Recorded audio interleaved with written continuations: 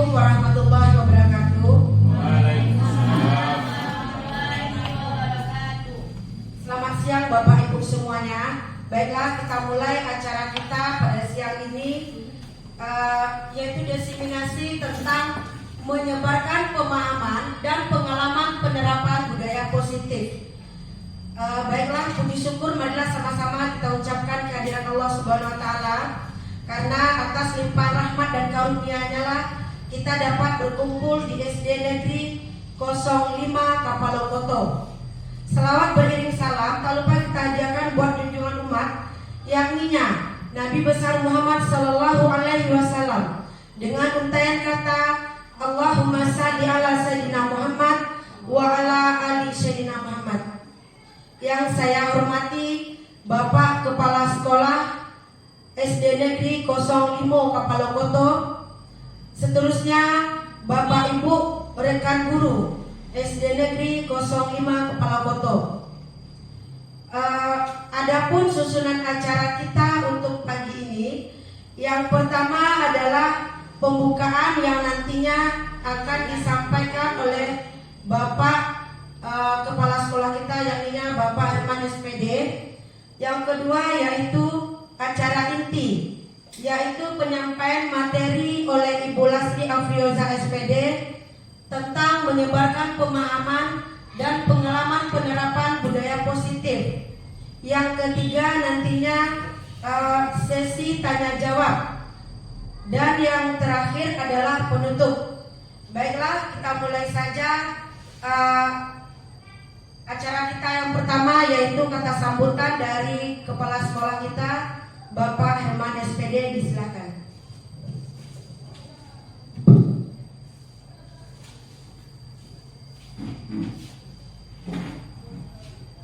Bismillah. Assalamualaikum warahmatullahi wabarakatuh. Alhamdulillah, puji syukur kita ucapkan kehadiran Allah SWT. Pagi menjelang siang ini kita masih diberi rahmat, nikmat sehingga dapat berkumpul di SD 05 Kapalokoto ini dalam rangka penyampaian aksi nyata guru calon guru penggerak ke-7 Kota Padang oleh saudari Lasri Afrioza SPD. Kemudian selawat salam kita hadiahkan kepada junta dan bersama-sama. Bapak Ibu yang kami hormati, kami cukup bangga dan juga pertama ucapan terima kasih kepada Bapak Ibu semuanya telah mengikuti seminar tentang aksi nyata ini. Teristimewa saudari Lasri Afrioza yang akan menyampaikan materi tentang menyebarkan pemahaman dan pengalaman penerapan budaya positif. Dalam penerapan budaya positif ini kita selaku guru sangat mendukung, karena budaya positif aksi nyatanya kita nanti disampaikan ke siswa, kemudian ilmu-ilmu yang ada sama Lasri Afrioza nanti disebarkan ke guru-guru dan guru-guru menyampaikan ke siswa. Nah, disitulah nanti kita akan lihat hasilnya dari penyebaran budaya positif tadi. Karena kalau tidak dari kita, tentu siswa kita tidak berkembang, akan terhalang. Dan dengan program guru penggerak ini, ya semoga nanti semua kawan-kawan yang ikut tes, ikut mengikuti mendaftar, lulus, dan insya Allah sekolah kita menjadi sekolah penggerak. Kemudian kami atas nama kepala sekolah juga menyampaikan atau berupa harapan nanti setelah pelaksanaan ini ilmu-ilmu tadi dikembangkan ke guru-guru sesama guru, teman sejawat, guru, dan guru menyebarkan ke seluruh siswa. Dan harapan kami ini akan terlaksana dengan baik.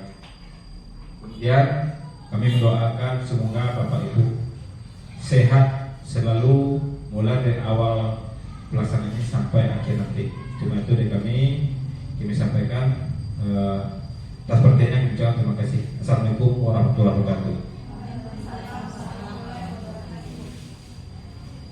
Terima kasih kami sampaikan kepada Bapak. Selanjutnya kita masuk acara yang kedua. kedua yaitu acara inti penyampaian materi oleh Ibu Lastri Afrioza SPD. Pada Ibu dipersilakan.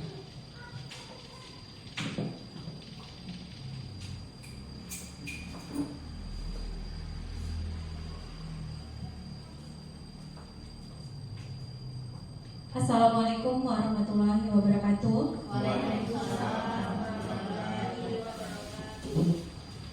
Baik, Bapak Ibu semuanya, pagi menjelang siang ini saya akan berbagi sedikit ilmu kepada Bapak Ibu semua sesuai dengan pelatihan pada program Guru Penggerak. Puji syukur kita ucapkan kehadirat Allah Subhanahu wa Ta'ala, yang mana berkat rahmat dan karunia-Nya lah kita bisa berkumpul di ruang Majelis Guru SD Negeri 05 Kapalokoto. Salawat serta salam kita hadiahkan kepada junjungan kita yakni Nabi Muhammad SAW dengan antara kata Allahumma shalli ala Sayyidina Muhammad wa ala ali Sayyidina Muhammad. Yang terhormat Bapak Kepala Sekolah SD Negeri 05 Kapalokoto, yang sangat saya banggakan Bapak Ibu rekan guru SD Negeri 05 Kapalokoto, yang mana memberikan kesempatan kemudian meluangkan waktu kepada saya untuk menyebarkan pemahaman dan pengalaman penerapan budaya positif di sekolah. Ini merupakan salah satu tugas pengimbasan pada modul 1, di mana pada bulan Desember kemarin kami calon guru penggerak angkatan 7 telah selesai modul 1, mulai dari modul 1.1, 1.2, 1.3 dan terakhir 1.4. Nah, tugas kami di sini adalah melakukan aksi nyata menyebarkan budaya positif di sekolah.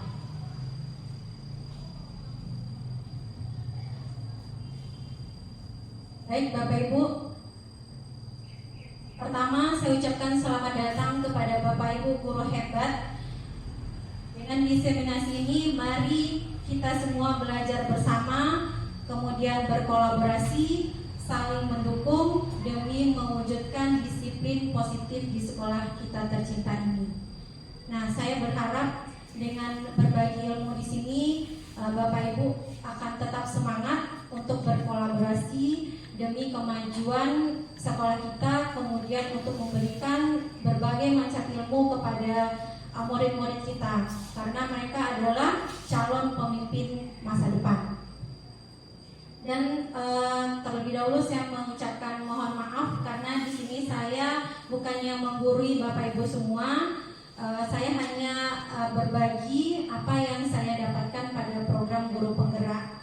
Mungkin kalau dari segi pengalaman ya Bapak Ibu, mungkin lebih berpengalaman Bapak Ibu dibandingkan saya dalam tahap proses belajar mengajar dan pada masa dinas Bapak Ibu semuanya.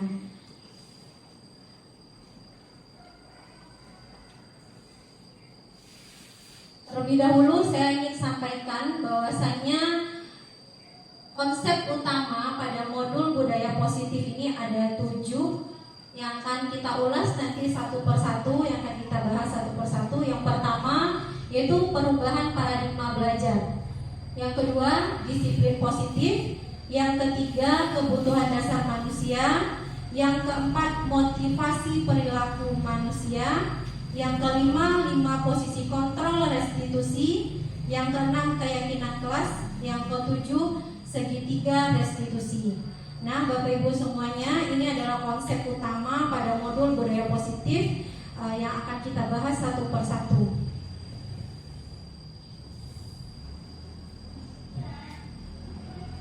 Pertama, itu adalah pembelajaran dengan paradigma baru.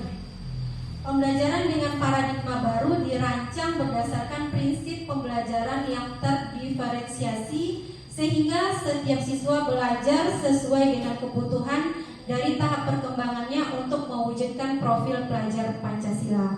Nah, di sekolah kita sudah menerapkan kurikulum merdeka, di mana kurikulum merdeka ini menuntut memberikan kebebasan pada siswa. Itu merupakan salah satu kebutuhan pada siswa kita.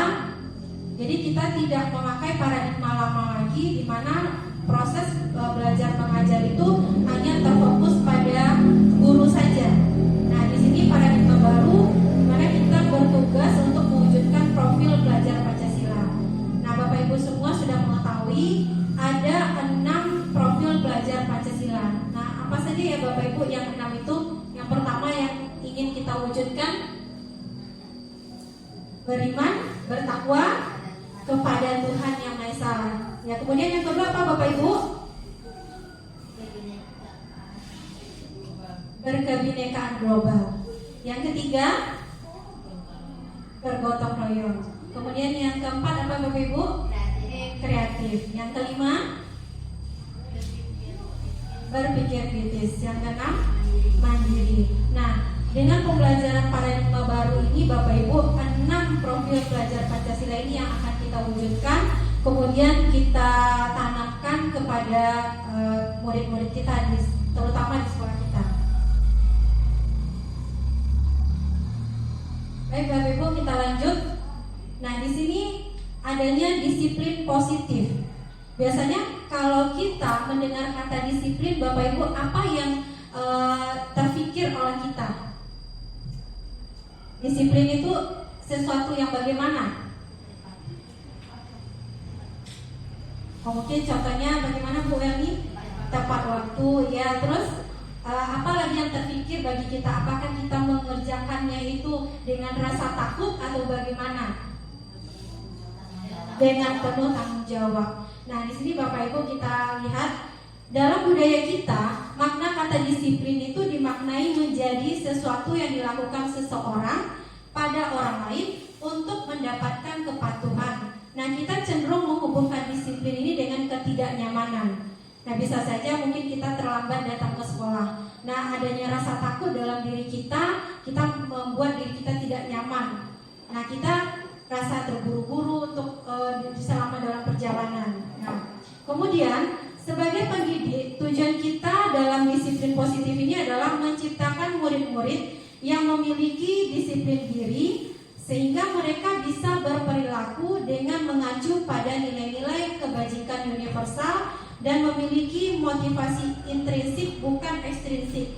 Nah, jadi Bapak Ibu dengan menerapkan disiplin positif kepada siswa kita, kepada murid-murid kita, dia akan termotivasi melakukannya itu memang dari dalam dirinya, bukan karena ada rasa takut, rasa ketidaknyamanan. Jadi kalau memang termotivasi, maka siswa akan melakukan disiplin tersebut dengan senang hati. Nah, itu yang terdapat di dalam dirinya, yaitu faktor intrinsik. Nah, disiplin positif merupakan salah satu cara penerapan disiplin yang bertujuan untuk menumbuhkan kesadaran serta memberdayakan murid untuk melakukan sesuatu tanpa sogokan, ancaman maupun hukuman. Nah, jadi yang unsur intrinsik tadi, siswa itu melakukannya dengan kesadarannya, tanpa ada rasa takut, tanpa ada rasa ancaman. Contoh, mereka atau anak kita, anak peserta didik kita, siswa kita datang terlambat ke sekolah. Nah, yang ada dalam pikirannya, dia akan ada rasa takut, kemudian nanti hukuman apa yang diberikan oleh ibu nanti kalau saya terlambat. Nah, tapi kalau kita ciptakan disiplin yang positif, anak kita tidak akan ada rasa takut lagi. Walaupun dia datang terlambat, mereka akan menyadari kesalahannya. Nanti akan kita bahas pada segitiga restitusi.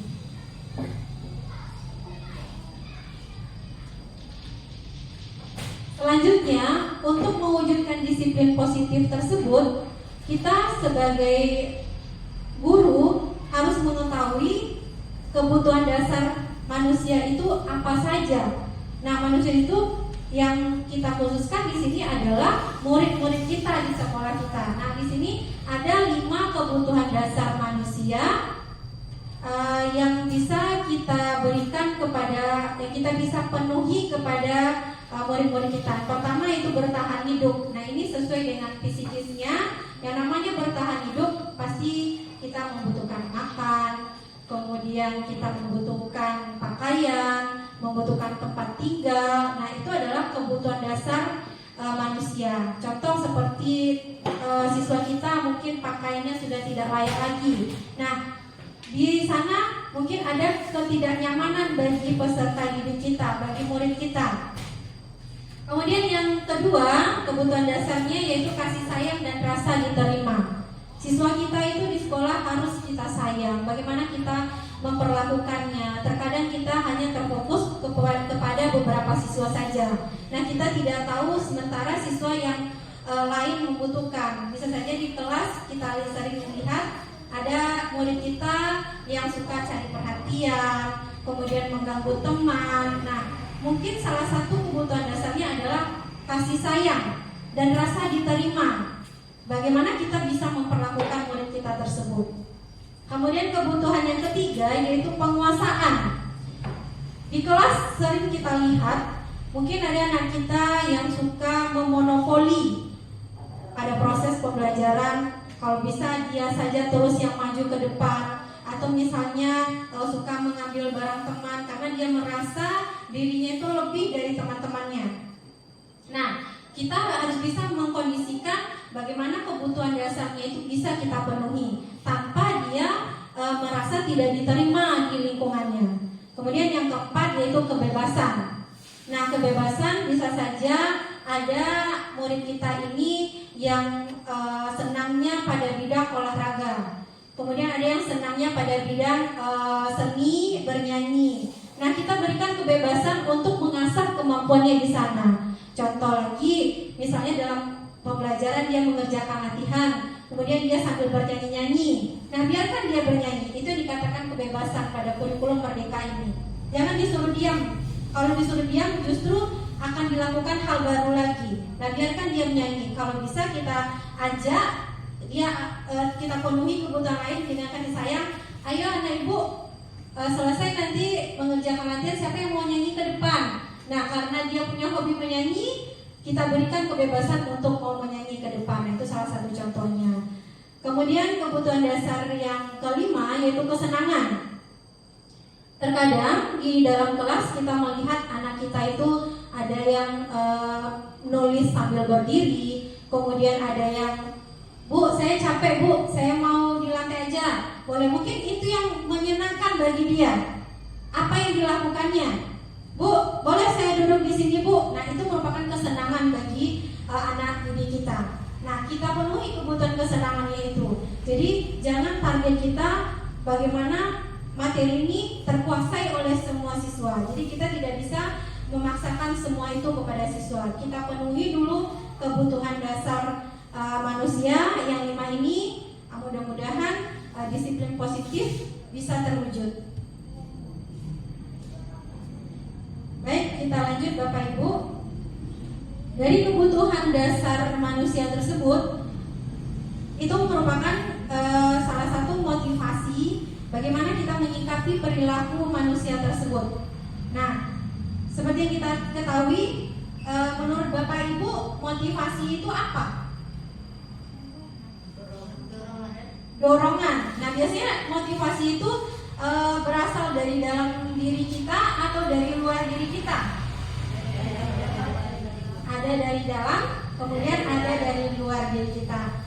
Nah, baik Bapak Ibu, motivasi merupakan dorongan yang timbul pada diri seseorang secara sadar atau tidak sadar untuk melakukan suatu tindakan dengan tujuan tertentu. Nah, contoh di sini Bapak Ibu ingin ikut seleksi calon guru penggerak angkatan 9. Nah, apa motivasi dari dalam diri Bapak Ibu? Kemudian pasti ada motivasi dari luar. Nah, mungkin sesama rekan-rekan guru memberikan motivasi, memberikan dorongan supaya ikut.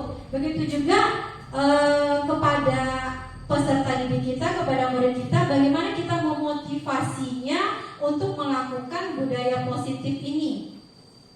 Nah, di sini Bapak Ibu ada 3. Yang pertama, menghindari ketidaknyamanan dan hukuman. Yang perlu kita hindari di sini, murid melakukan disiplin diri karena ia takut dihukum. Ini merupakan motivasi ekstrinsik. Nah, jadi Bapak Ibu, kalau kita ingin menerapkan disiplin positif kepada siswa kita, jangan sampai murid kita itu melakukannya dengan paksaan, dengan rasa takut dihukum. Nah, itu merupakan faktor ekstrinsik. Kemudian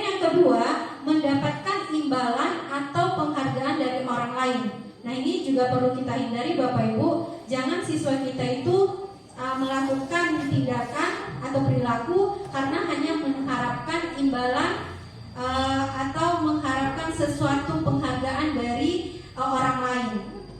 Ini juga merupakan motivasi ekstrinsik yang berasal dari luar diri siswa.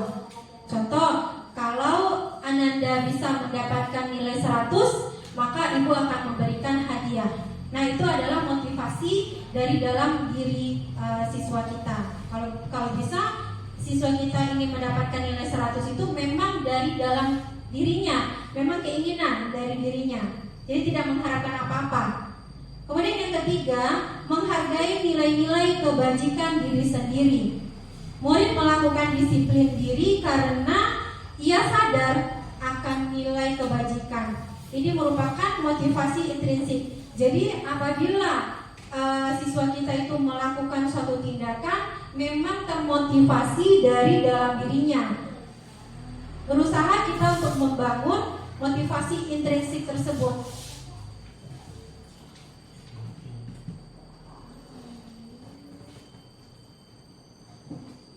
Baik Bapak Ibu, nah di sini ada konsep disiplin. Nah, yang pertama yang akan kita bahas konsep disiplin dengan identitas gagal. Kenapa dikatakan dengan identitas gagal? Karena kita menerapkan konsep disiplin itu tidak efektif kepada siswa kita. Yang pertama yaitu hukuman. Nah, hukuman itu biasanya Bapak Ibu perlu kita hindari. Mungkin di sekolah kita ini ada beberapa kali mungkin tanpa kita sadari atau kita sadar memberikan hukuman apabila siswa atau murid kita melakukan kesalahan. Nah, misalnya atributnya tidak lengkap, nah kita suruh memilih sampah. Nah, hukuman yang kita berikan kepada siswa itu akan menyakitkan, kemudian memberikan rasa tidak nyaman kepada siswa, kemudian takut, kemudian siswa kita merasa terpaksa untuk mengerjakannya. Kemudian yang kelima, murid menyembunyikan kesalahan. Yang keenam, murid menjadi rendah diri. Nah, ini konsep disiplin yang perlu kita hindari Bapak Ibu, karena ini akan menjadikan identitas siswa kita itu merasa gagal karena ada rasa takut. Kemudian pada saat kita memberikan hukuman kemudian melakukan kesalahan lagi, mereka akan mencari-cari alasan untuk menyembunyikan kesalahan yang pernah diperbuatnya. Kemudian yang kedua, konsep disiplin dengan identitas gagal tersebut yaitu penghargaan. Penghargaan yang kita berikan itu biasanya kebanyakan berupa benda ya Bapak Ibu ya. Mungkin diberikan hadiah siapa yang juara 1, juara 2 di kelas, kemudian kita berikan berupa buku, berupa benda. Nah, itu sebenarnya tidak efektif Bapak Ibu. Karena apa? Dapat merusak hubungan, ada sifat iri di antara siswa kita tersebut. Karena apa? Ada siswa yang sudah berusaha tapi tidak bisa meraih peringkat 1, 2, dan 3 di kelasnya. Itu menimbulkan rasa iri. Nah, karena rasa iri ingin dipuji atau misalnya rasa takut dengan orang tuanya, dia menghalalkan segala cara, mungkin dengan mencontek dengan temannya. Nah, itu adalah salah satu merusak hubungan antar sesama temannya di sekolah. Kemudian mematikan kreativitas. Kalau sering kita memberikan penghargaan, padahal siswa kita itu memiliki kreativitas yang bisa ditampilkan di luar sana. Dia tidak hanya terfokus pada satu hal saja. Yang keempat, menghukum dengan sistem ranking. Nah, ini Bapak Ibu sesuai kurikulum Merdeka. Sebenarnya pada kurikulum 2013 sebenarnya udah disampaikan kita menghindari sistem ranking. Kalau bisa Bapak Ibu, kalau ingin memberikan hadiah pada saat penerimaan rapor, berikan semuanya kepada siswa kita. Kalau siswa kita 24, berikan ke 24-nya. Kalau ingin memberikan sesuatu, sampaikan kepada siswa kita bahwa mereka adalah juaranya di kelas ini. Semuanya adalah juara. Semuanya juara di bidang masing-masing. Jadi tidak ada lagi mereka merasa gagal pada pembelajaran yang sudah diikuti selama 1 semester. Kemudian yang kelima, merampas hak menghargai dirinya. Karena dia sudah berusaha untuk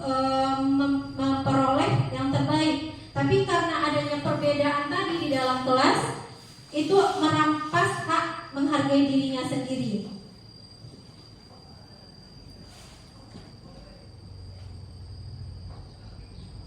Kemudian ada lagi konsep disiplin dengan identitas sukses.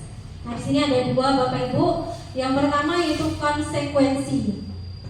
Biasanya kita mendengar kata konsekuensi itu apa Bapak Ibu yang biasa pernah kita lakukan? Berupa pilihan, ya. Pada saat siswa melakukan kesalahan, mungkin kita langsung memberikan langsung kepada anak, kamu harus melakukan ini gitu. Nah, itu yang dikatakan konsekuensi. Di sini yang pertama penguatannya hanya pada jangka pendek. Contoh, siswa berlari di dalam kelas, kemudian tanpa disengaja menumpahkan air botol minuman temannya. Nah, kita secara spontan mengatakan kamu harus membersihkannya. Nah, itu adalah konsekuensi dari kesalahan yang dilakukan siswa. Itu hanya berdampak pada jangka pendek saja. Pada saat dia melakukan kesalahan itu, nah di situ pula dia melakukan, karena dia hanya diberikan konsekuensinya saja dari kesalahannya. Nah, kemudian dari konsekuensi tersebut perlu kita memonitoring berkelanjutan. Kita harus memantau apakah pada saat dia melakukan kesalahan itu lagi, apakah dikerjakannya konsekuensi itu atau tidak. Kemudian yang ketiga, stimulus dan respon. Kita sebagai guru memberikan stimulus kepada siswa kita, kemudian siswa kita merespon. Nah, karena kamu sudah menumpahkan botol minuman teman, kamu harus membersihkannya. Nah, siswa kita pasti secara langsung akan merespon, baik Bu, saya akan membersihkannya Bu. Nah, itu adalah konsekuensi. Itu stimulus yang kita berikan, direspon oleh siswa. Kemudian yang keempat, murid menghormati peraturan. Murid hanya terfokus pada peraturan. Yang kelima, kehilangan waktu untuk merenungi kesalahan. Pada saat siswa kita melakukan kesalahan, kemudian kita langsung memberikan konsekuensinya, seperti tidak membuat PR misalnya. Nah, kamu kerjakan nanti ya pada jam istirahat. Nah, kan langsung pilihannya dari kita. Nah, itu siswa kita akan kehilangan waktu untuk merenungi kesalahannya. Sebaiknya kita biarkan apa yang harus dilakukannya. Mana tahu pada saat menumpahkan air tadi, Bu, sebenarnya saya tadi itu mau minta maaf terlebih dahulu Bu, tapi karena kita udah memberikan konsekuensi, dia tidak jadi melakukan hal tersebut. Nah, kemudian yang konsep disiplin yang keempat yaitu identitas sukses, yaitu dengan restitusi. Nah, di sini yang lebih efektif yang kita lakukan Bapak Ibu. Kenapa? Kita lihat di sini. Yang pertama, murid bertanggung jawab untuk perilakunya.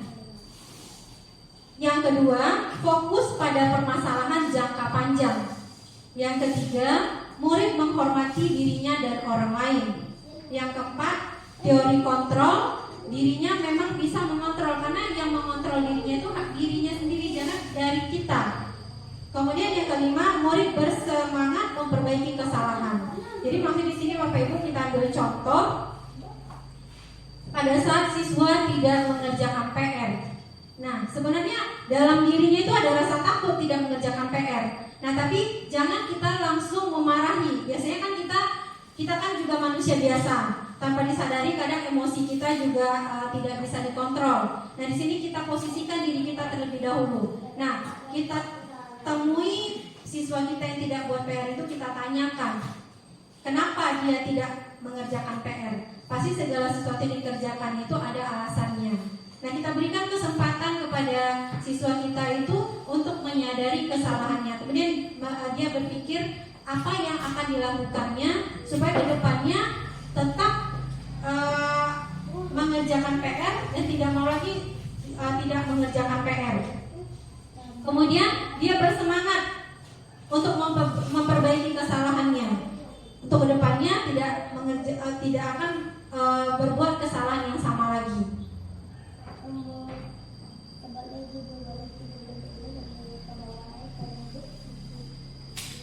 Nah, ini dia Bapak Ibu konsep disiplin dengan pendekatan restitusi. Nah, pendekatan restitusi di sini adalah sebuah cara menanamkan disiplin positif pada murid kita di sekolah. Nah, yang dikatakan dengan pendekatan restitusi adalah proses menciptakan kondisi bagi murid untuk memperbaiki kesalahan mereka sehingga mereka bisa kembali pada kelompok dengan karakter yang lebih kuat. Nah, ini adalah pendapat dari dosen. Nah, maksudnya di sini Bapak Ibu, kita memperbaiki kesalahan yang dilakukan oleh siswa kita itu dengan penuh kesadaran. Kita gali informasi dari peserta didik kita itu terlebih dahulu. Nah, pendekatan restitusi ini ada ciri-cirinya. Yang pertama, bukan menebus kesalahan, tapi belajar dari kesalahan. Nah, seperti yang disampaikan tadi, yang pernah kita lakukan, siswa kita tidak lengkap atributnya pada saat upacara bendera, topinya atau dasinya. Nah, kita tidak menuntut siswa itu menebus kesalahannya, tapi kita menyuruh siswa kita itu belajar dari kesalahannya supaya untuk minggu depan atributnya lengkap lagi. Ciri yang kedua, memperbaiki hubungan. Kalau kita melakukan pendekatan restitusi kepada siswa kita, secara otomatis hubungan kita dengan peserta didik akan tetap berjalan dengan baik. Siswa tidak ada mengecat gurunya, wah nanti saya dihukum lagi nih dengan Ibu Widya misalnya. Nah, itu tidak baik kita lakukan. Jadi kalau kita lakukan pendekatan restitusi, maka hubungan kita dengan murid akan bagus sampai kapanpun. Ciri yang ketiga, tawaran bukan paksaan. Nah, kita memberikan pilihan kepada siswa. Kita tidak memaksanya untuk menebus kesalahannya, tapi dengan pilihan atau tawaran yang kita berikan, dia menyadari kesalahannya tersebut. Ciri yang keempat, menuntut untuk melihat ke dalam diri. Nah, keyakinan yang seperti apa yang sudah dilanggarnya? Apa mungkin keyakinan dari dalam dirinya itu kurang, mungkin rasa tanggung jawab, kemudian tidak disiplin mungkin dengan dirinya. Nah, kita tuntun, karena tugas kita sebagai among di sini adalah menuntun siswa kita untuk melihat ke dalam dirinya apa yang sudah ada dan belum ada, atau yang belum diterapkannya. Kemudian ciri yang kelima, mencari kebutuhan dasar yang mendasari tindakan. Nah, yang kita bahas sebelumnya ini tentang 5 kebutuhan dasar manusia. Kita cari terlebih dulu kebutuhan dasar mana yang belum terpenuhi. Kenapa atributnya tidak lengkap? Nah, kita tanya alasannya kenapa. Mungkin bisa saja hilang atau orang tuanya belum sempat membelikan. Kemudian ciri yang keenam, fokus pada karakter bukan tindakan. Kita fokus pada karakter, bagaimana kita membentuk karakter siswa tersebut yang diwujudkan dalam profil pelajar Pancasila tadi. Jadi kita fokus pada pembentukan karakter, bukan pada tindakan. Apa yang harus dilakukan siswa karena dia melakukan kesalahan ini? Kita berusaha merubah karakter, mungkin karena tanggung jawab, disiplin, kemudian harus mandiri. Nah, karakter itu yang kita bentuk di sana. Yang ketujuh, menguatkan dan fokus pada solusi. Nah, jadi dari kesalahan kemudian sudah disadarinya, kemudian sudah kita berikan tawaran. Nah, kita berikan penguatan kepada siswa kita. Dan fokus kita pada solusi. Bagaimana kita memberikan atau memecahkan masalah yang dihadapi oleh siswa tersebut.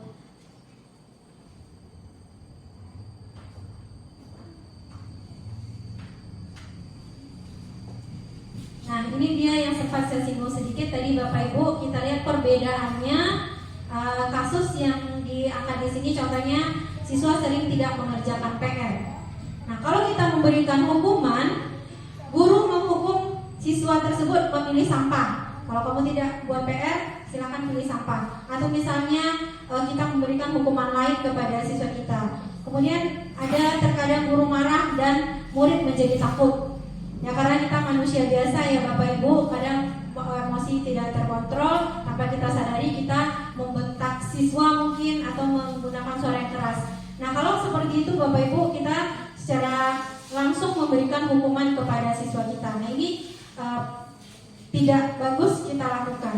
Kemudian bedanya dengan konsekuensi, guru apabila siswa tidak mengerjakan PR, guru memberikan konsekuensi untuk mengerjakan PR-nya saat jam istirahat. Baik, kalau kamu tidak mengerjakan PR, nanti pada jam istirahat kamu kerjakan PR-nya. Kamu terlambat keluar daripada teman-teman kamu. Atau misalnya kamu kerjakan PR kamu sekarang di perpustakaan. Nah, bisa saja kita lakukan seperti itu. Itu dikatakan konsekuensi.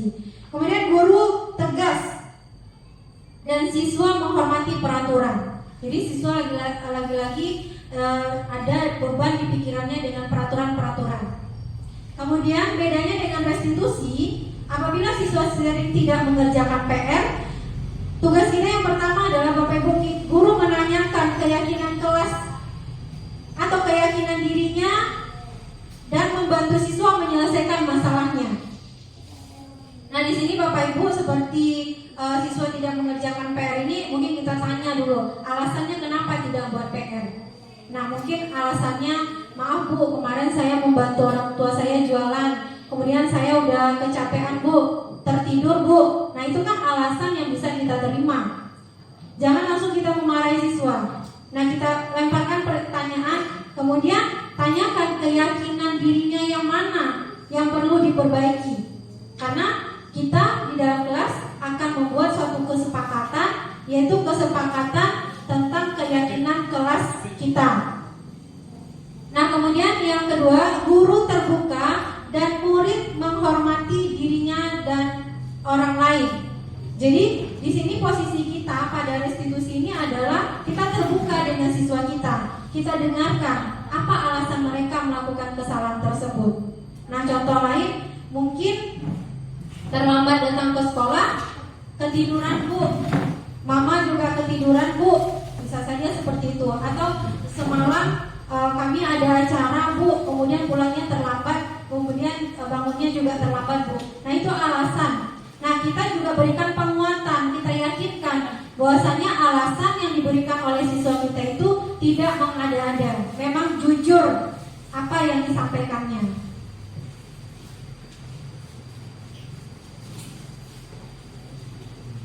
Nah untuk budaya positif ini Bapak Ibu ada 5 posisi kontrol restitusi yang sebaiknya kita lakukan. Di antara yang 5 ini mana yang lebih efektif?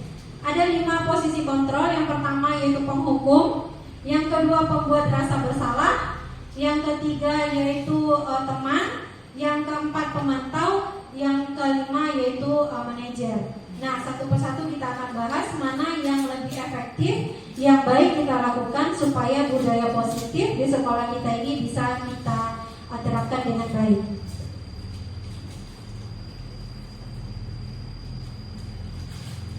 Lima posisi kontrol kontrol restitusi yang pertama yaitu adalah penghukum. Nah, bagaimana Bapak Ibu dari 5 posisi kontrol ini yang pernah kita lakukan, posisi kontrol yang mana Bapak Ibu?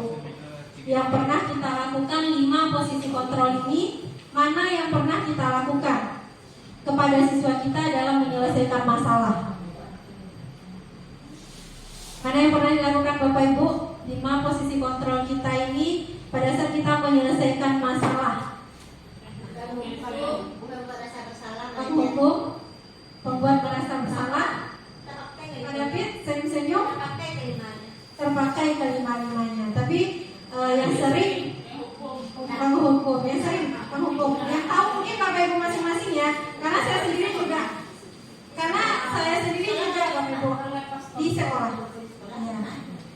Ya, karena kita juga manusia biasa ya Bapak Ibu, itu biasa. Nah baik, kita akan bahas satu persatu. Nah ini dia 5 posisi kontrol restitusi. Yang pertama itu penghukum. Biasanya seorang penghukum itu bisa menggunakan hukuman fisik maupun verbal. Kemudian orang-orang yang menjalankan posisi penghukum senantiasa mengatakan bahwa sekolah memerlukan sistem atau alat yang dapat lebih menekan murid-murid lebih dalam lagi. Guru-guru yang menerapkan posisi penghukum akan berkata, nah ini contohnya, patuhi aturan saya, atau awas,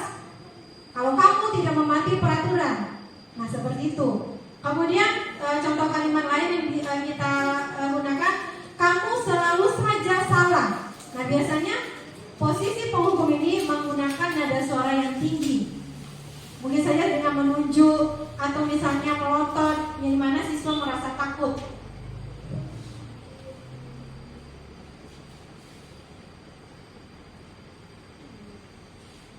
Posisi kontrol restitusi yang kedua yaitu pembuat rasa bersalah. Pada posisi ini biasanya guru akan bersuara lebih lembut. Pembuat rasa bersalah akan menggunakan keheningan yang membuat orang lain merasa tidak nyaman, bersalah, atau rendah diri. Kata-kata yang keluar dengan lembut akan seperti ini. Contohnya, ibu sangat kecewa sekali dengan kamu. Kemudian, berapa kali bapak harus memberitahu kamu ya? Kemudian lagi, gimana coba kalau orang tua kamu tahu kamu berbuat begini? Nah, kalimat yang kita gunakan adalah memposisikan murid kita itu menjadi merasa bersalah dengan kesalahan yang dilakukannya. Ini adalah membuat siswa kita itu merasa rendah. Walaupun nada suara yang kita gunakan itu adalah nada suara yang lembut, tapi kalimat yang kita gunakan tidak efektif. Karena kita terus memberikan pertanyaan kepada siswa kita itu dengan pertanyaan yang membuat dirinya bersalah. Kenapa kamu lakukan lagi? Berapa kali harusnya ibu sampaikan ke kamu? Nah, itu adalah posisi yang membuat siswa kita itu merasa bersalah.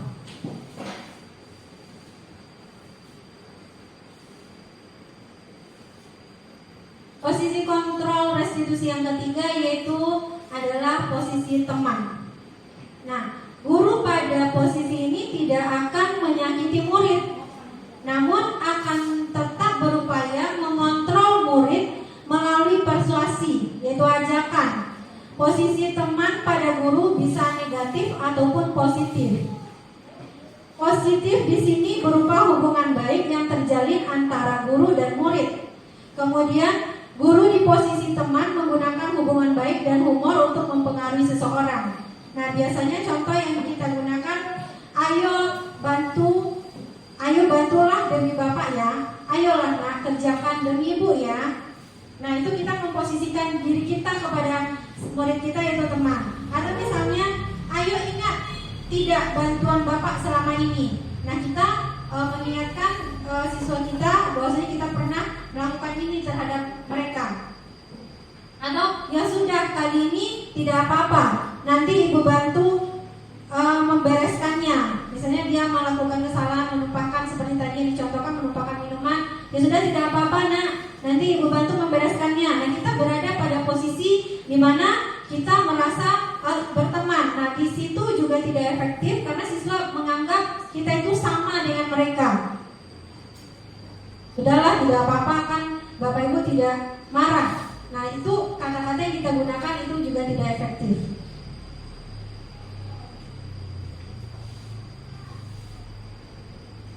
Posisi kontrol yang keempat yaitu guru sebagai pemantau. Memantau berarti mengawasi. Pada saat kita mengawasi, kita bertanggung jawab atas perilaku orang-orang yang kita awasi. Nah, kita lihat peserta didik kita satu persatu, kita monitor dia satu persatu, kita awasi terhadap perilaku siswa kita. Posisi pemantau berdasarkan pada peraturan-peraturan dan konsekuensi seperti yang disampaikan tadi. Kemudian dengan menggunakan sanksi atau konsekuensi, kita dapat memisahkan hubungan pribadi kita dengan murid sebagai seseorang yang menjalankan posisi pemantau. Nah, jadi hubungan kita sesama murid juga tidak bagus, juga tidak terjalin dengan baik. Nah, biasanya kata-kata atau pertanyaan yang kita ajukan kepada murid kita, kamu tahu tidak peraturannya apa? Kenapa kamu lakukan ini? Atau apa yang telah kamu lakukan? Kita berusaha mengingatkan kepada siswa kita itu peraturan-peraturan yang dilanggarnya. Kemudian sanksi atau konsekuensinya apa atas kesalahan yang kamu lakukan ini? Nah, seperti itu Bapak Ibu. Kita berikan konsekuensi langsung dengan kesalahan yang dilakukan oleh murid kita tersebut.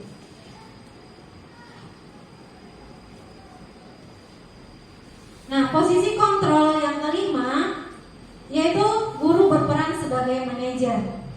Nah, ini adalah posisi posisi terakhir, yang mana ini sangat efektif kita lakukan. Manajer adalah posisi di mana guru berbuat sesuatu bersama dengan murid. Nah, kita melakukannya bersama dengan murid kita. Mempersilahkan murid mempertanggungjawabkan perilakunya. Kemudian mendukung murid agar dapat menemukan solusi atas permasalahannya sendiri. Jadi di sini kita bersama. Kita tidak membiarkan siswa kita itu sendiri untuk menyelesaikan masalahnya. Kita ajak murid kita untuk mempertanggungjawabkan perilaku yang sudah diperbuatnya. Di manajer ini murid diajak untuk menganalisis kebutuhan dirinya. Seperti yang disampaikan di awal tadi tentang 5 kebutuhan dasar tadi, maupun kebutuhan orang lain. Terus di sini penekanan bukan pada kemampuan membuat konsekuensi, namun dapat berkolaborasi dengan murid bagaimana memperbaiki kesalahan yang ada. Seorang manajer akan berkata, apa yang kita yakini? Keyakinan kelas mana yang sudah dilanggar? Keyakinan sekolah mana yang sudah dilanggar? Apakah kamu meyakini dengan tindakan yang sudah kamu perbuat tersebut? Nah, kemudian jika kamu meyakininya, apakah kamu bersedia memperbaikinya? Jika kamu memperbaiki ini, hal ini menunjukkan apa tentang dirimu? Terus, apa rencana kamu untuk memperbaiki hal ini? Nah, dari permasalahan, dari kesalahan yang dilakukan oleh murid kita tersebut, kita berikan pertanyaan di mana mereka menyadari kesalahannya, kemudian apa yang seharusnya dilakukan, bagaimana ke depannya. Nah, seperti itu Bapak Ibu. Jadi 5 posisi kontrol restitusi ini yang lebih efektif kita lakukan yaitu adalah posisi manajer. Nah, contoh lain Bapak Ibu, nanti ada beberapa tayangan video yang akan saya perlihatkan kepada Bapak Ibu yang juga sudah saya terapkan di dalam kelas, walaupun belum maksimal karena Bapak Ibu 5 posisi kontrol restitusi yaitu posisi kelima manajer ini memang tidak mudah kita lakukan Bapak Ibu. Memang bertahap, butuh waktu, perlahan-lahan kita lakukan. Nah, di sini Bapak Ibu saya mengajak Bapak Ibu semua untuk berkolaborasi di mana kita bersama-sama melakukan posisi manajer ini biar tidak ada perbedaan bagi siswa kita. Contoh pada saat melakukan kesalahan, wah dengan Bu Yet saya diperlakukan seperti ini, tapi dengan Bu Welni diperlakukan lagi seperti ini. Nah, itu kan terjadi perbedaan oleh siswa kita. Karena apa? Karena siswa melakukan kesalahan tidak hanya di dalam kelas saja. Kadang pada jam istirahat, kemudian seperti tadi ya langsung terjadi pada saat program Semen Gober. Nah, dia mengakui kesalahannya bahwa sengaja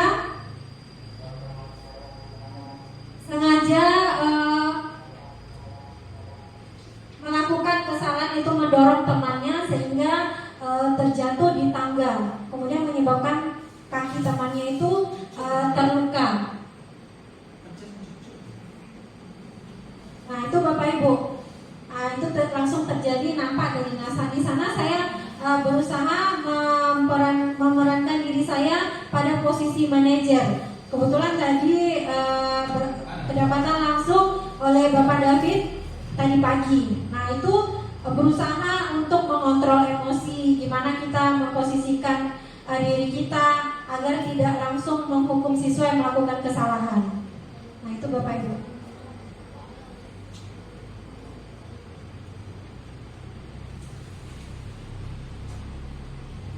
Nah, ini ada contoh penerapan 5 posisi kontrol Bapak Ibu. Kasus siswa tidak memakai atribut lengkap saat upacara. Nah, contoh di sini mungkin pernah terjadi ya Bapak Ibu di sekolah kita. Sebagai penghukum, patuhi aturan sekolah, lalu berdiri di depan barisan atau di samping barisan. Nah, ini memang pernah kita lakukan di sekolah kita. Tapi untuk kedepannya dan untuk beberapa waktu ini sudah tidak kita lakukan lagi karena kita sudah memposisikan diri kita. Kemudian yang kedua, membuat rasa bersalah. Berapa kali Bu Guru harus memberitahu kamu, Bu Guru kecewa sama kamu. Nah, di sini kan membuat rasa bersalah. Berapa kali Bu sampaikan, harus pakai topi, harus pakai dasi. Kan itu memberikan kepada siswa kita rasa bersalah. Pertanyaan-pertanyaan yang kita lontarkan kepada siswa kita itu adalah membuat dirinya merasa bersalah tanpa kita tanya dulu kenapa dia melakukan kesalahan tersebut. Kemudian kita posisikan diri kita sebagai teman. Ayolah yang tertib, buat Bu Guru bangga. Kali ini tidak apa-apa kamu salah. Nah, ayolah nak, kita bujuk, kita rayu anak kita supaya dia tidak melakukan lagi kesalahannya. Tujuannya bukan untuk dirinya, tapi dia melakukan perubahan itu hanya kepada gurunya, karena gurunya mengajak, ayolah nak, buat bapak bangga ya, jangan lakukan kesalahan lagi ya. Nah, itu dikatakan dengan posisi teman. Kemudian yang keempat, yaitu sebagai pemantau. Pada kasus siswa tidak memakai atribut lengkap saat upacara bendera, kamu sudah melanggar. Apa peraturan dan konsekuensinya? Nah, kita kan punya peraturan sekolah. Pada saat upacara siswa harus memakai pakaian yang lengkap, harus pakai topi, harus pakai dasi. Nah, seperti itu. Nah, kita mengingatkan, kita memantau peraturan apa yang dilanggar oleh siswa kita. Kemudian yang terakhir yaitu adalah posisi manajer. Nah, posisi di manajer sini pada kasus siswa tidak memakai atribut lengkap saat upacara bendera, apakah kamu tahu kesalahan kamu? Nah, kita lemparkan pertanyaan dan memberikan kesempatan kepada siswa untuk menyadari kesalahannya. Kira-kira bagaimana kamu akan memperbaiki kesalahan ini? Bisa saja tadi buru-buru berangkat ke sekolah, Bu, saya lupa Bu memakai dasi dan topi. Nah, bagaimana kamu mengatasi permasalahan ini? Mungkin saya akan bangun lebih awal Bu. Saya akan sampaikan ke mama supaya tidak terlambat dan tidak terburu-buru untuk berangkat ke sekolah. Nah, itu kan dia mencari solusi sendiri. Kita hanya menuntut bagaimana anak kita tersebut bisa menyelesaikan masalahnya. Kalau dia menyadari sendiri, maka dia akan melakukan solusi yang sudah ditetapkan bersama-sama.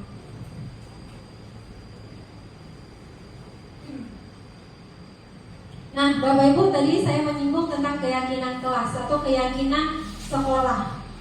Mengapa keyakinan kelas? Mengapa tidak peraturan kelas saja? Nah, biasanya kita selama ini kita menyebut peraturan kelas atau peraturan sekolah. Nah, di sini saya memancing terlebih dahulu dengan dua pertanyaan pemantik.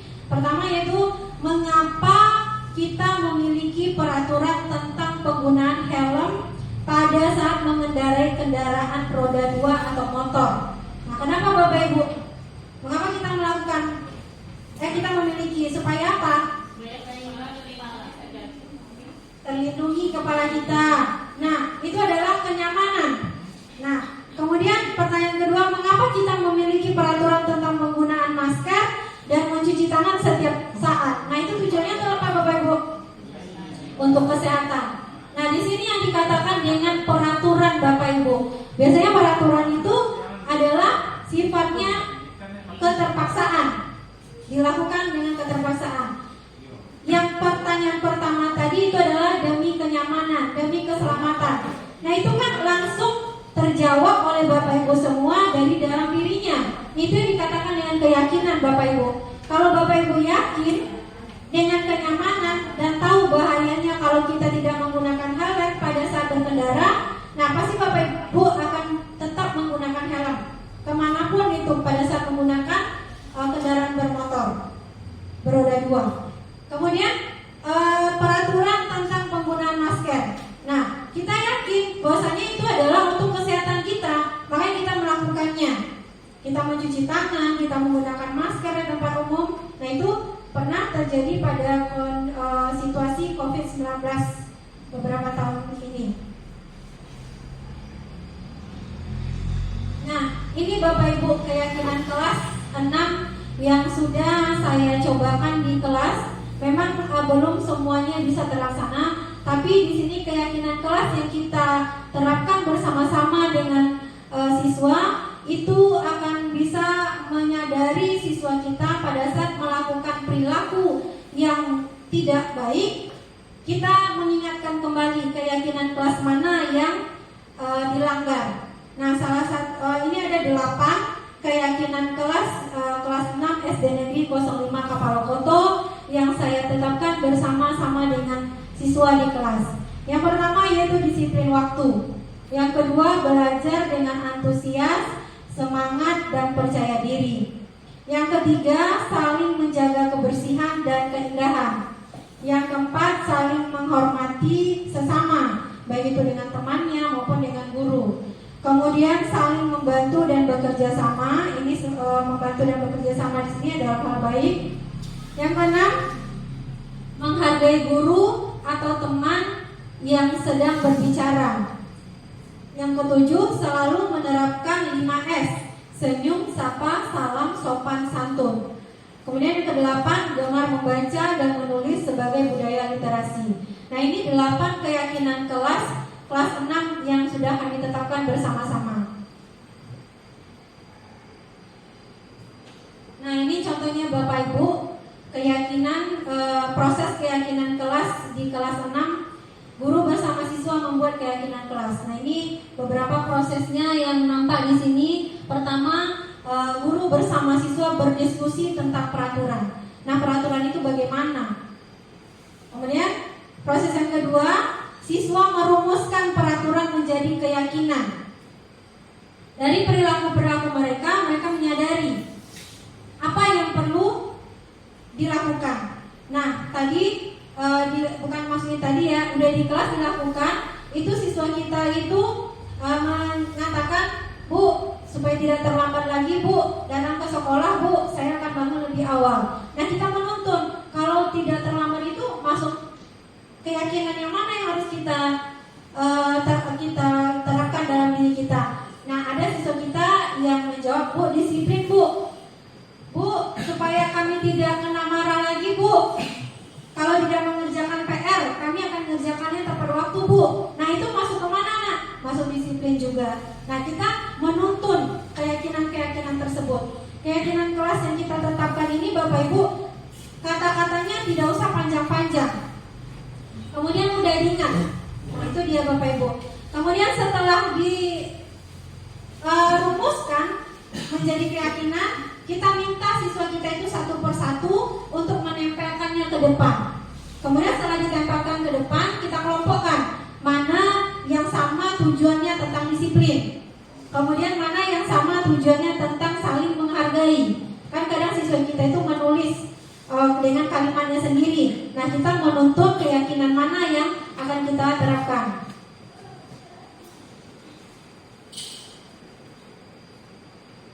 Nah, ini Bapak Ibu, bagaimana pembentukan keyakinan di kelas kita masing-masing. Mudah-mudahan setelah ini Bapak Ibu bisa melakukannya di kelas masing-masing untuk membuat keyakinan kelas masing-masing. Yang pertama yaitu lebih abstrak dari peraturan. Yang kedua berupa pernyataan universal yaitu umum. Mudah diingat, kata-kata yang maksudnya lebih abstrak di sini, kata-kata yang digunakan itu mudah dipahami oleh siswa kita. Kemudian yang ketiga, dibuat dalam bentuk positif. Contohnya tadi supaya kelas kita nyaman Bu, kita menjaga kebersihan dan keindahan kelas kita. Nah, itu kan kata-kata positif yang kita sepakati bersama. Kemudian ada lagi Bu, supaya tugas tepat waktu kita harus bertanggung jawab. Nah, itu kan kata-kata positif. Jangan kita menyepakati di kelas itu kata-kata yang wajib mengumpulkan tugas tepat waktu. Nah, itu kan masih berupa peraturan, bukan keyakinan. Kemudian yang keempat, sedikit saja agar mudah diingat. Jadi kata-katanya jangan panjang-panjang Bapak Ibu. Kata-katanya sedikit saja. Bertanggung jawab dalam mengerjakan tugas. Atau misalnya pada saat guru menerangkan pelajaran, saling menghargai, saling menghormati pada saat guru dan teman berbicara. Nah, itu kan katanya tidak panjang-panjang, dan itu pun mudah diingat oleh siswa kita. Kemudian yang kelima, sesuai dengan kondisi kelas dan sekolah agar mudah diterapkan. Kita sesuaikan dengan kelas kita. Apa yang lebih dominan di kelas kita itu, apa yang sering terjadi di kelas kita, itu yang kita buat kesepakatan bersama-sama menjadi sebuah keyakinan kelas kita. Kemudian yang terakhir yaitu yang keenam, semua warga kelas atau warga sekolah dilibatkan saat membuat. Biasanya kan peraturan itu hanya ditetapkan oleh pihak tertentu. Nah, kalau keyakinan kelas Bapak Ibu, kita libatkan semuanya. Begitu juga dengan sekolah kita. Kalau misalnya kita membuat keyakinan sekolah untuk majelis guru, untuk rekan guru, nah keyakinan seperti apa yang kita sepakati bersama-sama. Nah, berarti semuanya kita terlibat di sana untuk membuatnya. Biasanya kalau peraturan kita akan tahu bahwa udah ada nih peraturan untuk guru harus begini begitu. Begitu juga untuk siswa. Nah, itu hanya dibuat oleh pihak tertentu. Bedanya dengan keyakinan Bapak Ibu, kalau keyakinan kelas atau keyakinan sekolah dibuat bersama-sama, dilibatkan semua warga. Baik itu untuk warga di kelas, kalau untuk keyakinan kelas, kemudian warga sekolah untuk membuat keyakinan sekolah.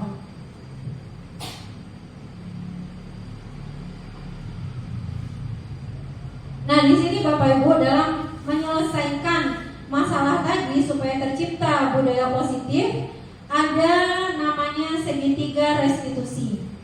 Di sini yang pertama, kita menstabilkan identitas siswa kita terlebih dahulu. Pada saat dia melakukan kesalahan, kita stabilkan dirinya terlebih dahulu. Jangan kita langsung menyalahkan. Kita semua akan melakukan hal terbaik yang bisa kita lakukan. Nah, stabilkan identitasnya. Contoh tadi pada saat tidak mengerjakan PR.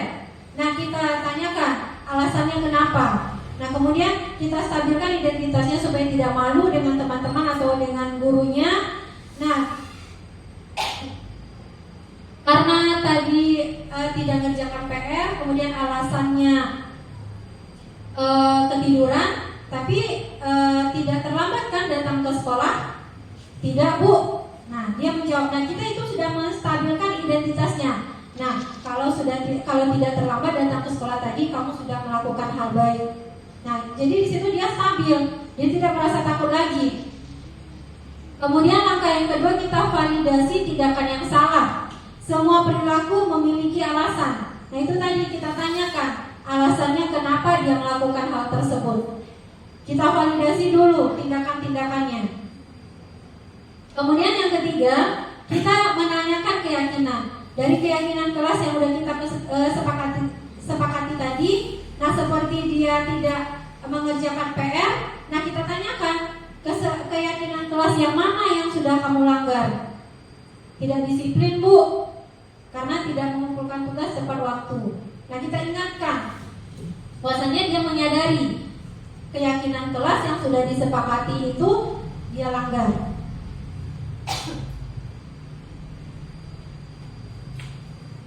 Nah, ini Bapak Ibu, saya ada memberikan 2 tayangan video di mana sudah saya lakukan di kelas untuk menerapkan keyakinan kelas, kemudian budaya positif, kemudian segitiga restitusi, dan 5 posisi kontrol tersebut. Dan salah satunya yang saya lakukan yaitu posisi manajer. Silakan Bapak Ibu lihat.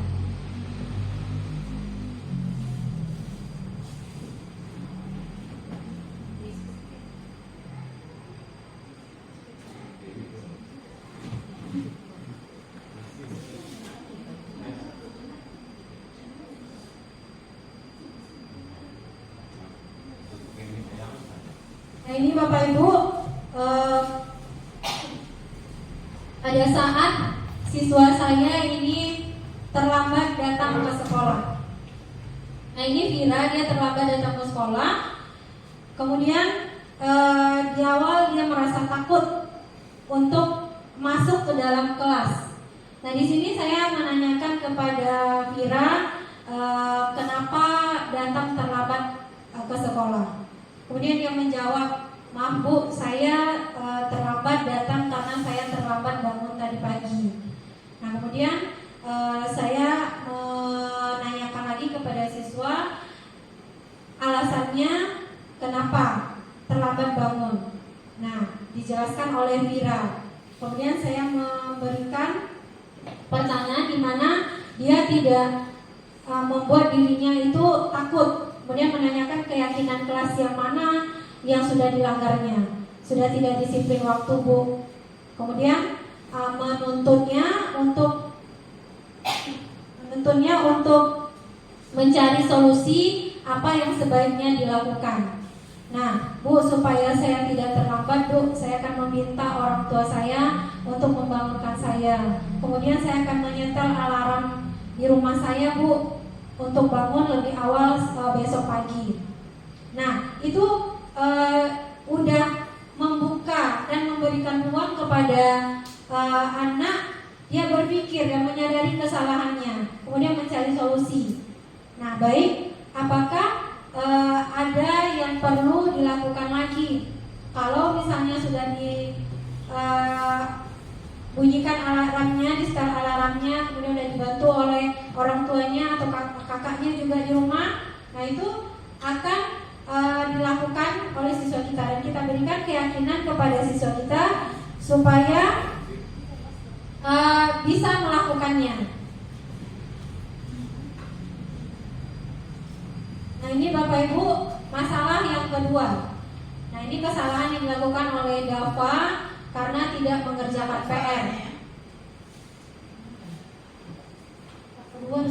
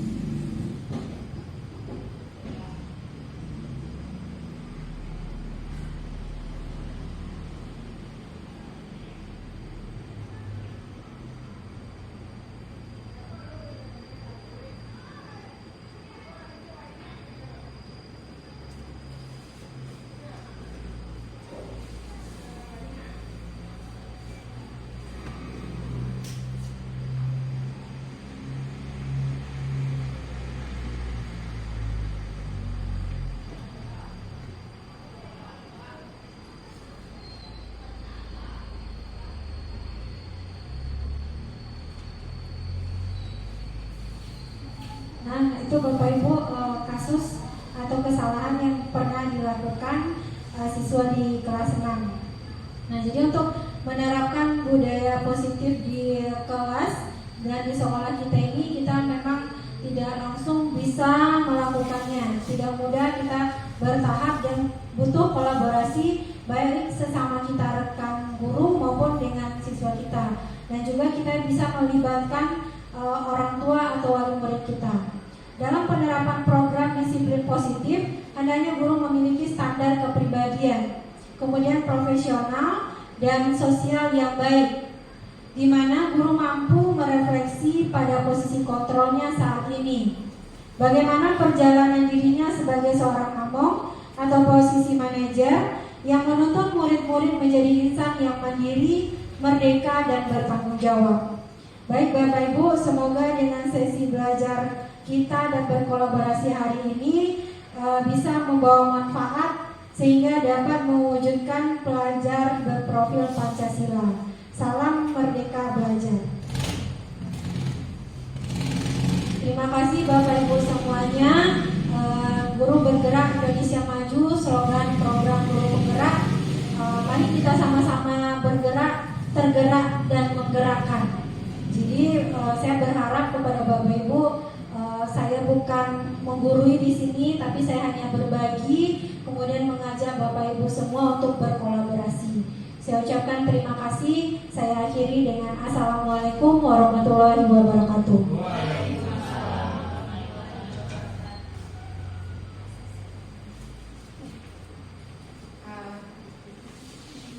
Terima kasih kami ucapkan kepada Ibu Lasri yang telah memberikan banyak tambahan ilmu bagi kita semua. Dan kami berharap apa yang telah disampaikan tadi sama-sama bisa kita terapkan kelak di kelas kita masing-masing. Baik, kita lanjut acara berikutnya, yaitu sesi tanya jawab. Dari materi yang telah dipaparkan oleh Ibu Lasri tadi, mungkin ada pertanyaan atau saran dari Bapak Ibu semua. Langsung saja saya buka sesi tanya jawab. Untuk sesi pertama diminta 2 pertanyaan ya Bapak Ibu ya. Ada? Oke, Ibu Widya.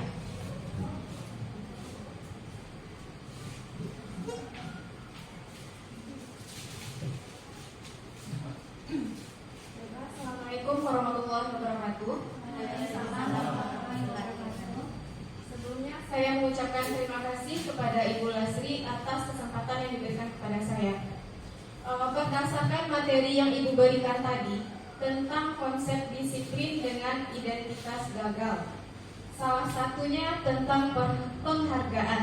Adapun pertanyaannya, penghargaan seperti apakah yang boleh kita berikan kepada siswa? Tolong jelaskan. Terima kasih. Langsung saja Ibu.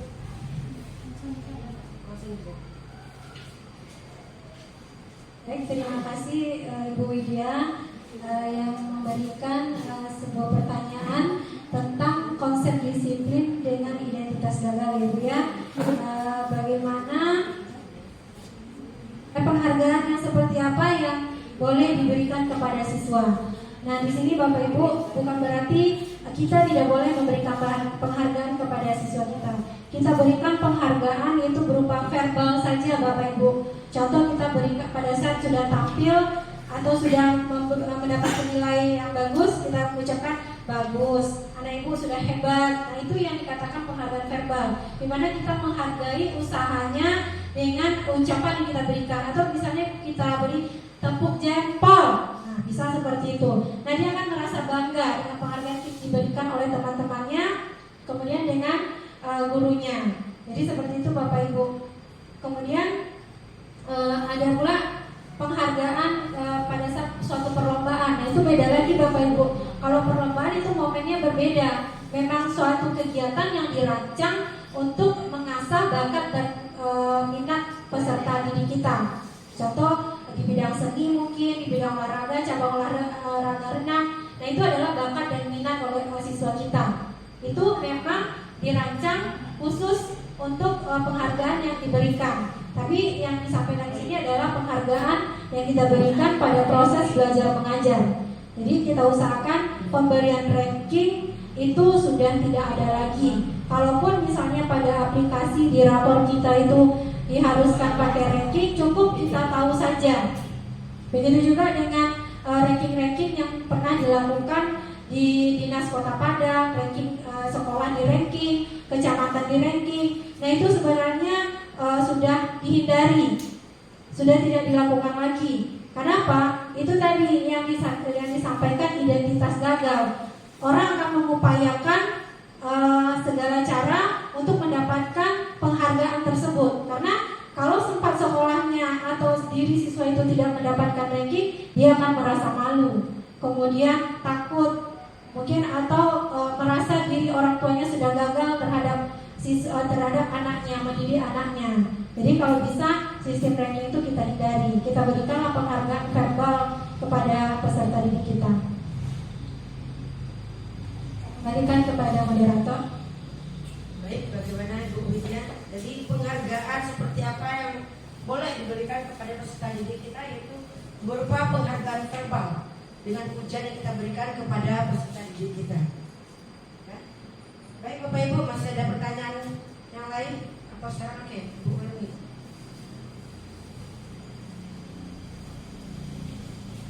Assalamualaikum warahmatullahi wabarakatuh. Terima kasih atas kesempatan yang diberikan kepada saya.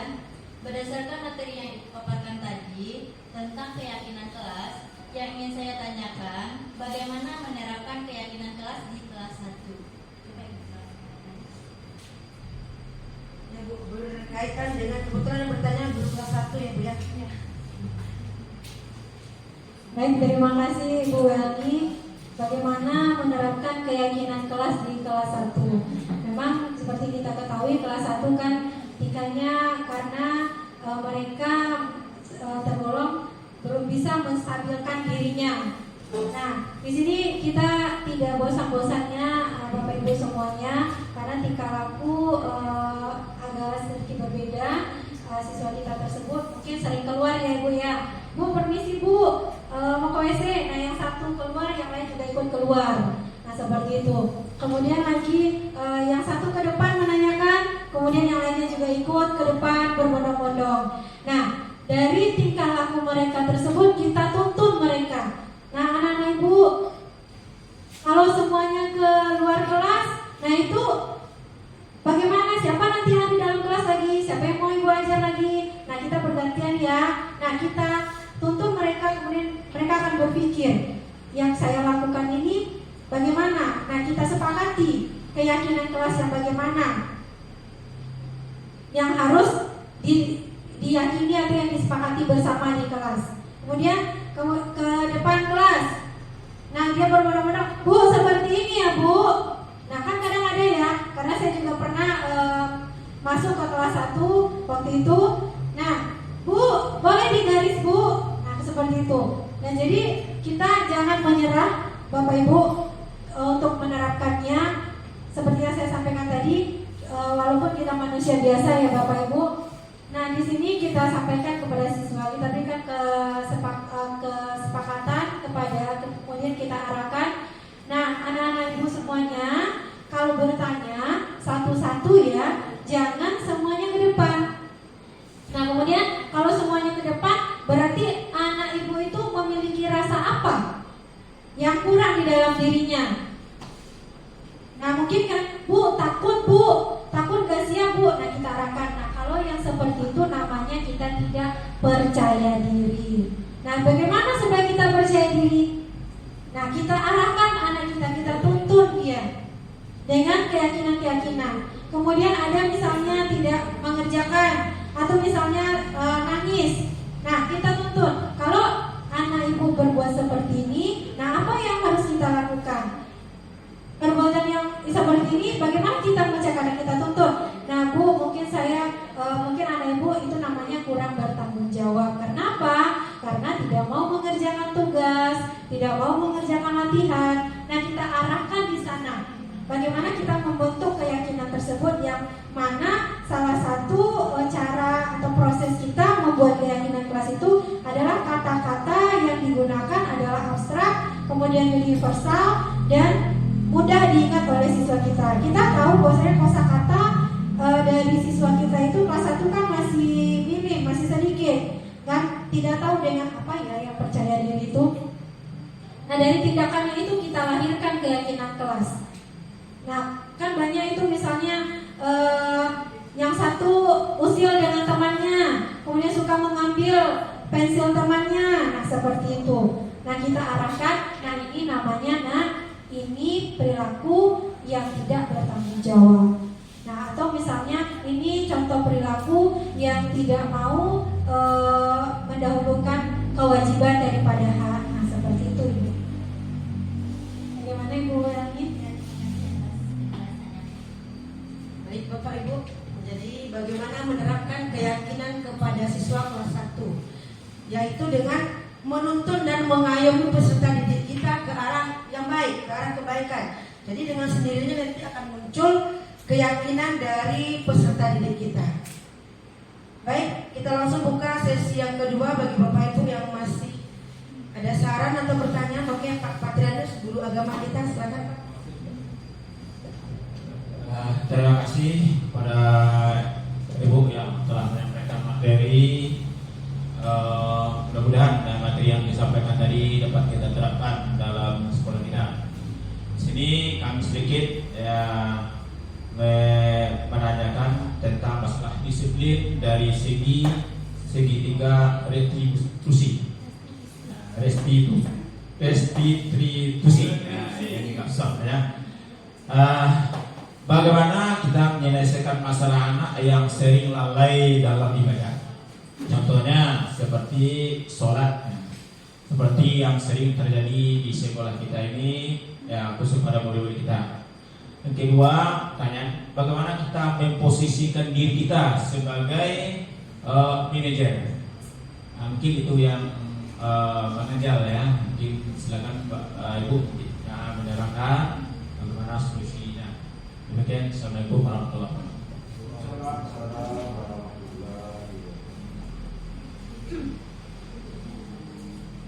Terima kasih Bapak Ibu semuanya. Yang jadi pertanyaan ada dua ya dari Bapak Patrianus. Yang pertama tentang segitiga restitusi, bagaimana kita menggunakannya dalam permasalahan siswa kita yang lalai melaksanakan ibadah, contohnya seperti sholat. Kemudian bagaimana kita memposisikan diri kita sebagai manajer. Nah, di sini Bapak seperti yang disampaikan di awal tadi, kita tanyakan dulu alasannya kenapa dia tidak melaksanakan sholat. Kemudian kita jangan pernah bosan Bapak Ibu untuk terus mengingatkan. Kemudian kita menuntut terus. Kemudian kalau sudah tahu alasannya, kemudian kita tanyakan keyakinan yang mana yang sudah dilanggarnya. Itu termasuk salah satu keyakinan disiplin, karena sudah tidak mengerjakan sholat. Kemudian setelah itu kita tanyakan apa yang sebaiknya dilakukan supaya dia mau mengerjakan sholat tersebut. Nah, khusus di kelas 6 ya Bapak Ibu, saya juga mengalami masalah tersebut karena sering ditanya setiap pagi juga, kadang sholat, kadang enggak. Nah, itu tidak bosan-bosan di kelas kita terus mengingatkan. Nah, ada alasan yang saya temukan di sini karena bangunnya sudah pukul 6.30. Kemudian tidurnya malam sudah pukul 10 atau pukul 11. Kemudian orang tuanya juga tidak bangun. Kemudian ada alasannya lagi tidak pernah disuruh oleh orang tuanya. Nah, berarti di sini bukan semua kesalahan itu dari mereka sendiri. Karena apa? Karena peserta didik kita ini butuh bimbingan dari kita, kemudian dari orang tuanya juga. Kalau cuma kita di sekolah saja yang hanya punya waktu beberapa jam, tetapi orang tuanya di rumah tidak berperan, juga akan kesulitan bagi kita. Nah, bagaimana kita memposisikan sebagai manajer? Nah, itu tadi Bapak kita tanyakan dulu alasannya kenapa dia tidak mau sholat, tidak mau mengaji. Kemudian ada juga kelas 6 yang masih kesulitan membaca Al-Quran misalnya. Nah, setelah disampaikan alasannya, saya sendiri sudah mencoba itu di dalam kelas. Memang itu beberapa alasan yang saya sampaikan itu, karena orang tuanya juga tidak bangun pagi. Nah, secara otomatis anak kan dibiarkan tidak sholat, tidak pernah disuruh. terutama yang laki-laki, mayoritasnya di kelas itu yang banyak laki-laki juga alasannya hampir sama. Kemudian tidurnya udah larut malam. Nah, di sini saya sampaikan bagaimana supaya mau untuk mengerjakan. Kalau memang sudah tidak ada disuruh oleh orang tua, coba kita sendiri yang memotivasi diri kita. Apabila mendengar suara azan, kita kerjakan sholat. Nah, seperti itu. Kalau misalnya dalam waktu bermain, kalau ada teman, kemudian kuatkan diri kita supaya terhindar dari godaan. Nah, seperti itu saya cobakan di dalam kelas, walaupun itu membutuhkan proses yang tidak mudah. Kemudian kita jangan pernah merasa bosan. Nah, setelah itu kalau sudah dikerjakan, nah apa yang Anda rasakan? Nah, kita tanya, karena kita memberikan penghargaan. Nah, hebat ya anak ibu sekarang. Nah, seperti tadi di lapangan langsung nampak prosesnya udah banyak yang kerjakan sholat. Nah, di kelas saya tanyakan ke siswa, hebat ya anak ibu sekarang sudah mau mengerjakan sholat, sudah banyak yang mengerjakan sholat. Berarti sudah tahu dengan keyakinannya. Itu berarti bukan keyakinan kelas lagi, nak, keyakinan kita terhadap Allah Subhanahu wa Ta'ala. Nah, seperti itu.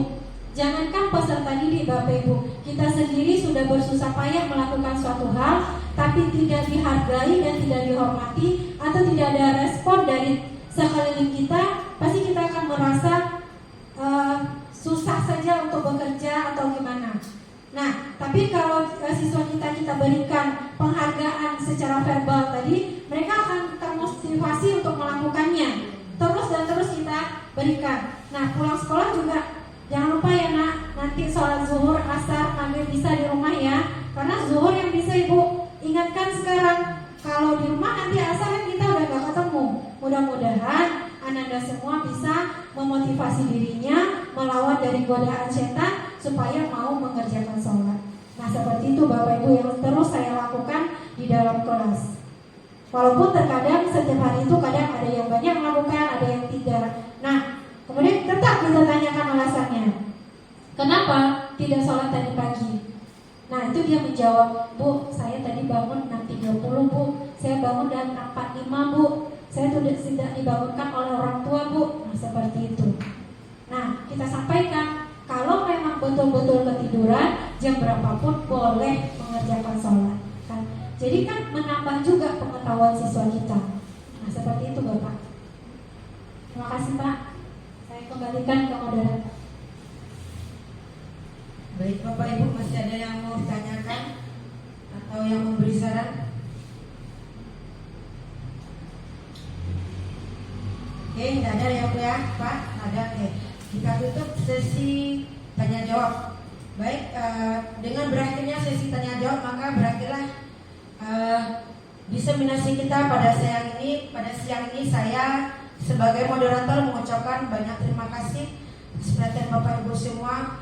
Wabillahi taufiq wal hidayah. Assalamualaikum warahmatullahi wabarakatuh. Waalaikumsalam.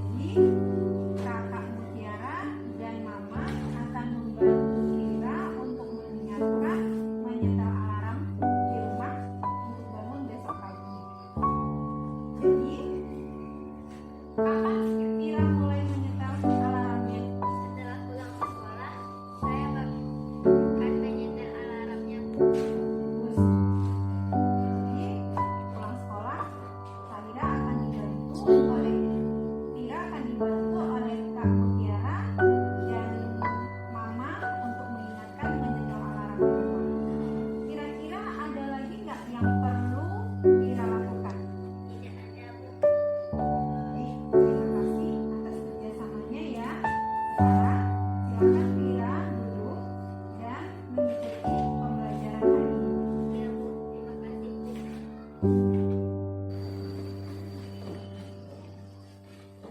Dafa, kamu sedang melakukan apa? Jadi Dafa tidak mengerjakan PR matematika. Nah, sekarang coba berdiri. Dafa tidak mengerjakan PR matematika, tidak apa-apa. Dafa bukan satu-satunya anak yang tidak mengerjakan PR. Kemarin-kemarin ini ada juga teman-teman yang tidak mengerjakan PR, ya kan? Dafa melakukan kesalahan ini pasti punya alasan, ya bukan? Kenapa?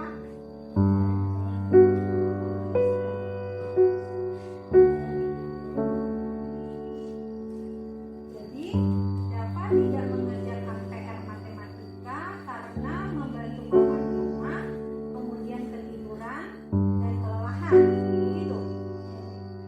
Tidak apa-apa. Tapi tadi bangunnya tidak kesiangan kan? Tidak terlambat kan datang ke sekolah? Bagus.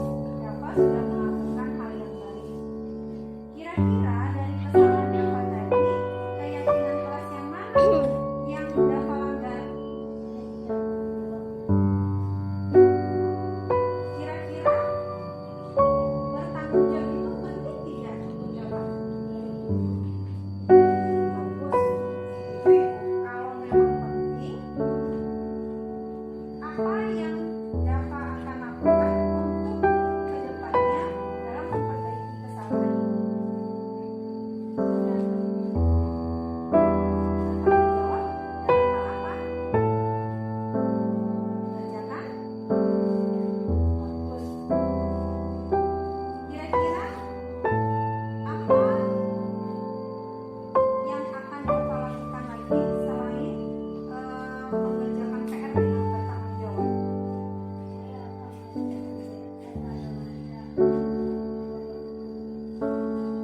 Bagus. Dafa akan mengerjakan PR di waktu yang senggang, kemudian meluangkan waktu untuk mengerjakan PR. Kira-kira ada lagi yang akan Dafa lakukan? Nah, sekarang Dafa boleh duduk kembali dan mengikuti pembelajaran berikutnya.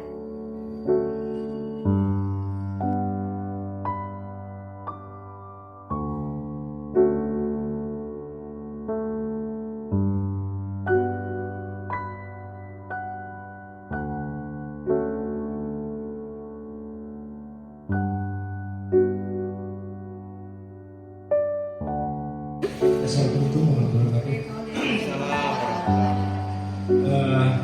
Kami selama pimpinan selama sekolah mengucapkan terima kasih kepada Bapak Ibu semuanya yang telah mengikuti seminar tentang modul 1/4 budaya positif calon guru penggerak ke-7. Istimewa pada Bu Lastri Afrioza SPD yang telah menyampaikan materi tadi. Mudah-mudahan materi sampai tadi bermanfaat untuk kita semuanya dan bisa diaplikasikan dalam sehari-hari dalam pengajaran di sekolah ini. Kemudian kita terima kasih juga kepada Bapak Ibu semuanya yang calon sekolah guru penggerak, mohon diusahakan bisa lolos dan juga tetap kita jaga kekompakan, saling bantu, dan untuk ayam mohon dibantu teman nanti saat tes, saat ada acara-acara apa namanya itu, praktek-praktek yang di simulasi-simulasi mohon dibantu ya, agar kita ini lulus nanti semuanya. Terima kasih. Ya, Assalamualaikum warahmatullahi wabarakatuh. Assalamualaikum warahmatullahi wabarakatuh. Terima kasih banyak saya ucapkan kepada Ibu Lastri Afrioza SPD sebagai calon guru penggerak angkatan 7 Kota Padang. Terima kasih atas ilmu dan inovasi-inovasi yang telah diberikan kepada kami selaku rekan sejawat di SD Negeri 05 Kapalokoto. Sangat bermanfaat bagi kemajuan pendidikan khususnya di sekolah yang kita cintai. Assalamualaikum warahmatullahi wabarakatuh.